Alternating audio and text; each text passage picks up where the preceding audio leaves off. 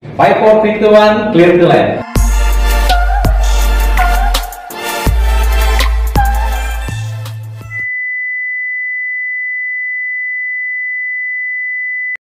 Halo Sobat Penerbangan, kembali lagi dengan Politeknik Penerbangan Jayapura. Sekarang saya bersama dengan Dr. Anjar.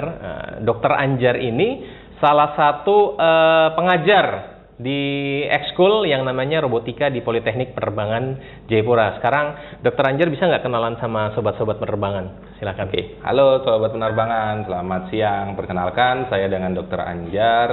Di sini saya mendapatkan amanah khusus dari pimpinan untuk melakukan pengajaran terhadap ekskul robotika.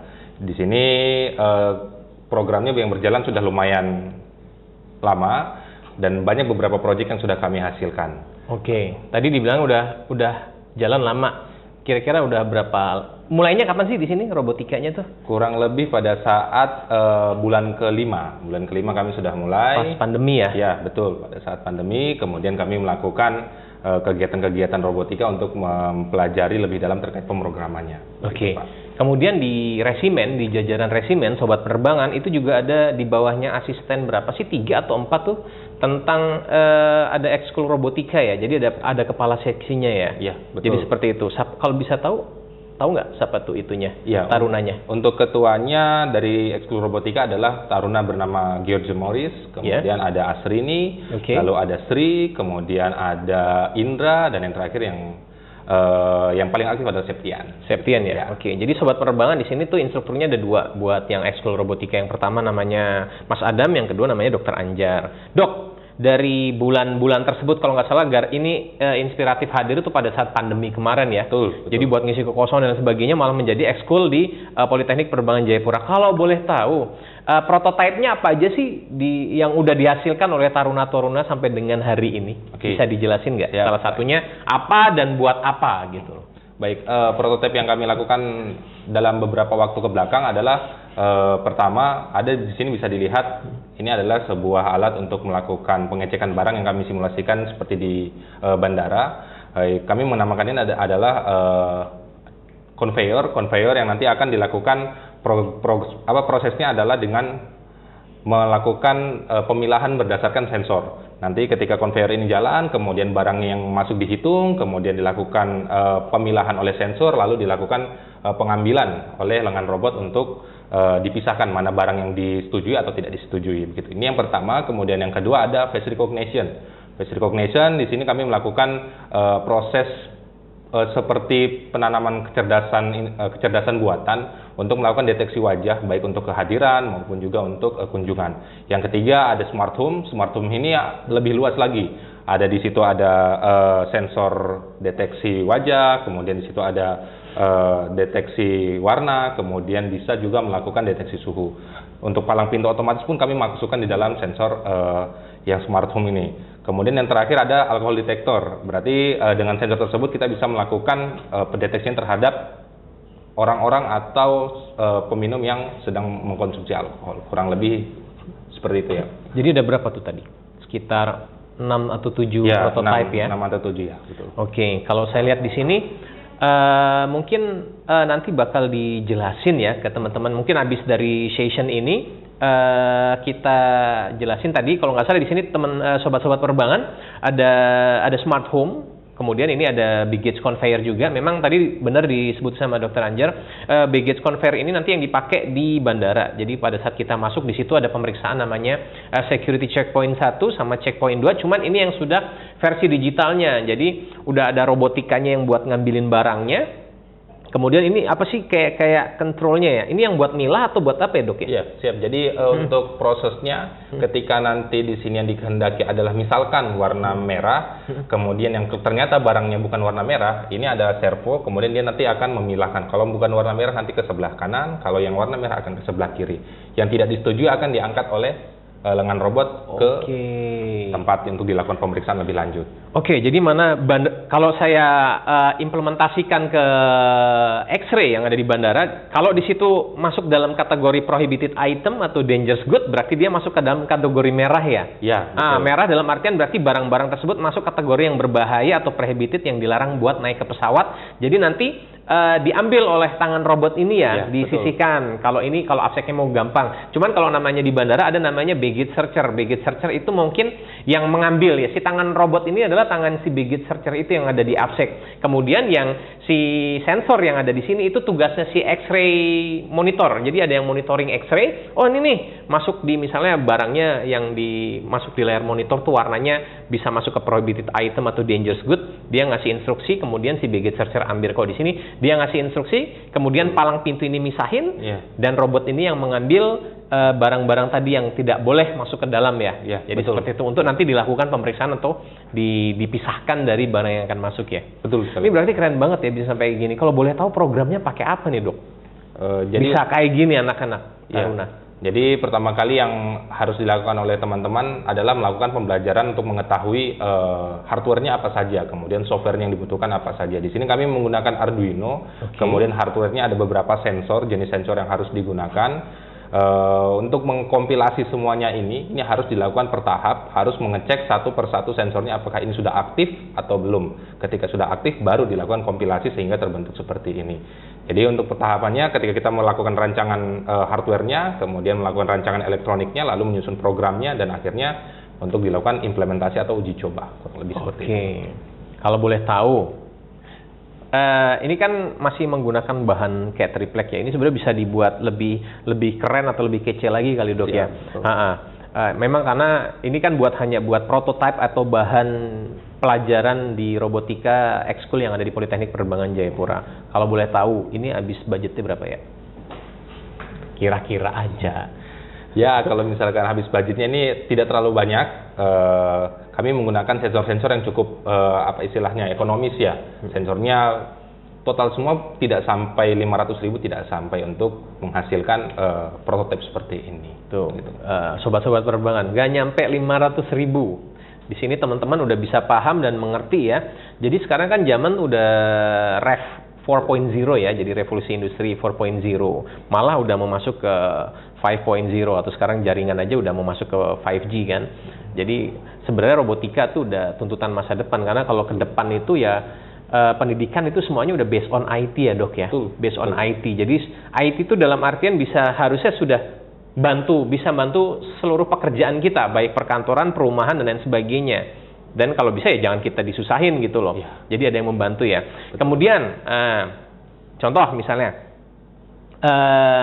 ini yang ikut ekskul ini kan cuman bukan TLB aja ya, bukan teknik listrik bandara, tapi ada MBU sama manajemen bandar udara sama manajemen lalu lintas udara. Itu bisa ngikutin dok? Bisa.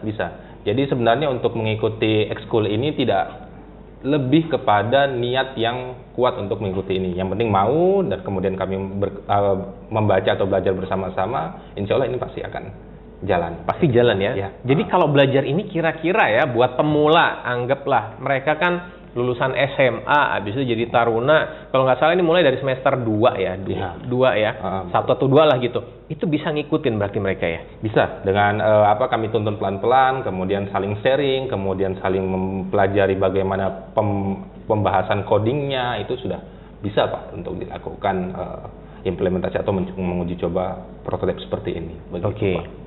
Jadi seandainya, jadi gini, mungkin untuk ke depan kita akan lebih concern ke robotika ini. Jadi mungkin dari bahan-bahan atau material ini bisa kita sesuaikan dengan kebutuhan pasar ya. Dan juga bisa dikembangin lagi ya dok ya. Jadi seperti itu ya. Karena benar sih di sini ada, kalau saya lihat juga ada sensor penghitungnya juga ya. Udah berapa barang yang udah masuk kan? Kalau saya sobat penerbangan pada saat ini diimplementasikan di security checkpoint 1 atau 2. Ya bukan maksud saya untuk menggantikan petugas AFSEC, dalam artian suatu alat kan digunakan untuk membantu personil ya. Jadi personil aviation security yang ada di bandara itu sebenarnya bisa bekerja dan lebih teliti lagi, dalam artian coba kita sebagai AFSEC tapi yang di bagian X-ray monitor, petugas X-ray-nya lah, itu yang namanya mata kan juga masih milik Tuhan. Jadi ada namanya tired itu lelah ya dok ya. Sedangkan yang namanya mesin ya mau hidup 24 jam aja yang nggak gempor-gempor. Tapi kalau posisinya manusia kan ada jam istirahatnya, jadi seperti itu. Cuman memang nanti ke depan bakal dikembangin nih. Di sini ada sensor ya dok ya. Kalau di X-ray itu masih menggunakan kita manusia, dalam artian memilah-milah warna, mana yang warnanya orange, hijau, biru, mana yang masuk kategori besi, makanan dan sebagainya. Ke depan kalau dari program Arduino tadi dia bisa mengcompile yang ada dari isi dari bagasi tadi. Ini kan ceritanya dia sensor nih, misalnya isi bagasi. Betul. Isinya apakah ada besi, misalnya besi dalam bentuk imagery-nya atau penggambarannya adalah senjata, berarti dia masuk kategori merah, diamankan, diambil oleh si robotika ini. Ke depan bisa kayak gitu nggak, Dok? Bisa. Jadi untuk lebih expertnya lagi ini bisa ditambahkan dengan artificial intelligence atau kecerdasan buatan. Jadi kalau misalkan sensor warna ini hanya bisa mengidentifikasi warna merah, biru, kuning, hijau, dengan artificial intelligence bisa lebih kompleks lagi, bahkan warna yang antara istilahnya abu-abu ya, di antara merah dengan biru pun bisa terdeteksi. Itu bisa dengan menggunakan image processing namanya, kurang lebih seperti itu Pak. Itu kedepannya pasti ke arah situ. Mungkin ke depan kalau ini saya jadi, mungkin namanya paling bagus adalah automatic X-ray ya, automatic aviation X-ray. Jadi seperti itu, karena di bandara udah ada tuh namanya body scanner. Body scanner tuh kita tinggal masuk. Jadi kalau di AppSec itu ada namanya petugasnya namanya apa sih, lupa saya namanya, searcher atau apa ya. Jadi dia tuh yang dia menggeledah secara manual. Makanya dibantu namanya itu pada saat seorang passenger itu masuk, Dok, masukin namanya walk through metal detector, bunyi cetit dia baggage searcher. Jadi bukan baggage searcher, sorry, si body searcher tadi memeriksa tuh. Body searcher biasanya ada dua kalau nggak cowok cewek. Dia meriksa pakai handheld metal detector, tergantung di mana posisi dari walk through metal detector. Abis itu ada pengembangan baru namanya body scanner. Jadi tinggal masuk, ngadep gini, diputar scanner, akhirnya dapat nih posisi di mana. Jadi yang dilihat itu aja yang diambil oleh si body searcher tadi yang di AppSec. Nah, kalau ada ini bantu banget nih sama si petugas X-ray tadi yang khusus di X-ray monitor tadi. Jadi udah ngeliat semuanya secara otomatis. Jadi nanti tinggal si baggage searcher ngeliat aja, oh ada barang-barang ini di sininya tuh di label nanti yang ada di sini tinggal kelihatan. Misalnya gun. Jadi prohibited itemnya apa, atau nanti masuk kategori dangerous good-nya, level berapa, kategori berapa, itu lebih hebat lagi. Seandainya ini dikembangkan, mungkin bakal lebih bagus buat ditempatkan di seluruh bandara di Indonesia. Semoga bisa. Amin, amin. Karena ke depan yang namanya politeknik penerbangan atau sekolah tinggi atau tempat pendidikan di mana aja itu menghasilkan peneliti, Dok. Peneliti, habis itu kita baik dari dosennya maupun dari tarunanya itu bisa mempunyai kreativitas sama inovasi. Ini salah satu inovasi kalau menurut saya. Kalau kreativitas kan masih ide sama gagasan, tapi ini udah dalam bentuk prototype. Jadi harusnya ini merupakan inovasi dan harusnya bisa dikembangkan lagi menjadi sesuatu yang bisa dipakai di khususnya kita matra udara di bandara ya. Jadi seperti itu. Jadi mungkin ya ke depan mungkin kita dorong dokter kemudian ekskul dari robotika ini untuk kayaknya lebih melejit deh. Jadi ya mungkin salah satu di matra udara, saya nggak tahu ya matranya mana aja. Karena kemarin yang dapat inovasi kalau nggak salah di Api Madiun ya, kalau nggak salah dia kereta api ya. Pendeteksi apa saya nggak tahu kemarin. Cuman dapat anugerah dari Menteri Perhubungan. Cuman sobat-sobat penerbangan jangan salah, kita yang di ujung timur ini juga bisa berinovasi. Cuman memang belum kelihatan dan kita akan memperlihatkannya nanti dalam waktu dekat inilah dari hasil-hasil atau prototipe yang sudah dibuat oleh teman-teman dan taruna yang ada di Politeknik Penerbangan Jayapura. Dok, satu pesan buat sobat penerbangan untuk masuk Politeknik Penerbangan dan untuk gabung di ekskul robotika, silakan. Baik, jadi begini, pada dasarnya penggunaan atau inovasi robotika itu adalah untuk membantu kinerja manusia. Saya yakin 10-20 tahun ke depan fungsi dari manusia akan dikurangi atau dibantu dengan otomasi sehingga kinerja manusia bisa lebih efisien dan lebih efektif.